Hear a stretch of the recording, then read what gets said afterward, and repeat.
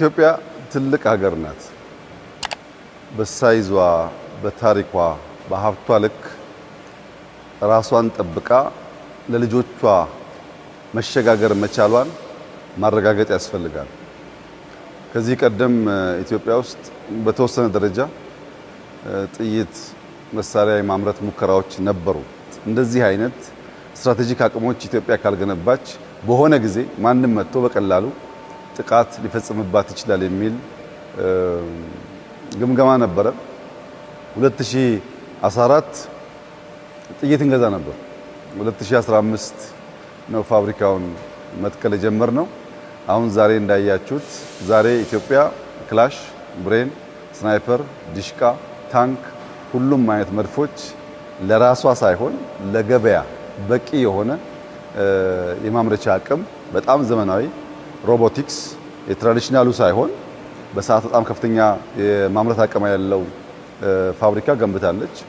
ዘሆል ግቢው ካፓሲቲው ኢትዮጵያን ይመጥናል። ኢትዮጵያ እንደዚህ አይነት አቅም ሲኖራት ማየት በጣም ደስ ይላል።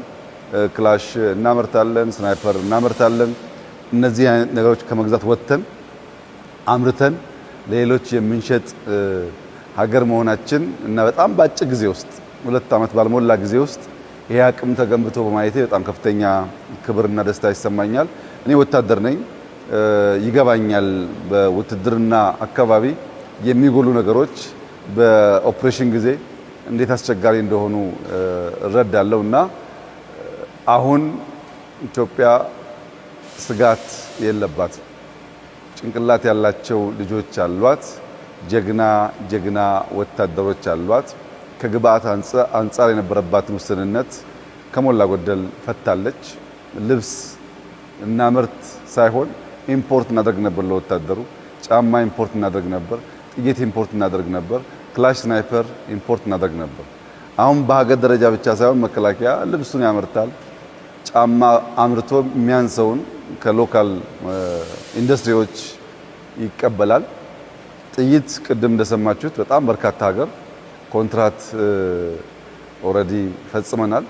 በዚህ 3 ወር ብቻ ከ30 ሚሊዮን ያላነሰ ዶላር ሽያጭ ሽጠናል እና ማምረት መሸጥ ስለቻል አሁን ኢትዮጵያን የማጽናት ኢትዮጵያን የማስቀጠል ለልጆቻችን በአማረና በተሻለ ደረጃ የማስረከቡ ነገር በጣም መስመር እየያዘ በሁሉም መስክ እመርታዎቹ እየታዩ የተጨበጡ መጥተዋል። በግብርና ያመጣነው ውጤት ይታወቃል። በኢንቫይሮንመንት ያመጣነው ውጤት ይታወቃል። በማዕድን ያመጣነው ውጤት ይታወቃል። በአይሲቲ እና ቴክኖሎጂ ያመጣነው ውጤት ይታወቃል። አሁን ደግሞ በወታደራዊ አቅም በተለይ በኢንዱስትሪው በዚህ ዓመት ከፍተኛ ትኩረት ከተሰጠው ሴክተር አንዱ ከአምስቱም ፒላርስ ኢንዱስትሪ ነው። እስከ 12% እድገት ይጠበቅበታል። የመከላከያ ኢንዱስትሪ ብቻ የመጣው እድገት ግን በጣም ተስፋ ሰጪና ኢትዮጵያ በእውነትም እያንሰራራች ነው። ከስጋት ወጥታ ቤዚክ የሚባሉ ምርቶች አምርታ ራሷን ለመከላከል ራሷን ለማሳደግ የሚያስችል አቅም እየፈጠረች ነው የሚለውን በደንብ የሚያሳይ ነው። 3 መሰረታዊ ጉዳዮች አሉ ሀገር ሁልጊዜም ቢሆን ማምረት የሚገባት። አንደኛው ምግብ ነው።